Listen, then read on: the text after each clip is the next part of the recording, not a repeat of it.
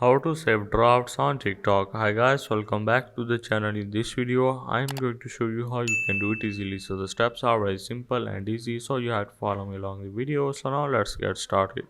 First of all, open your TikTok application and simply go to this plus icon on the bottom.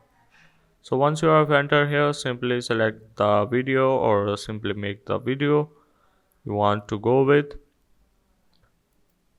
So once you are done making video or uploading video, you have to edit it as well. Let's say this one here. So once you are done editing, you have to go back and click on the stick button.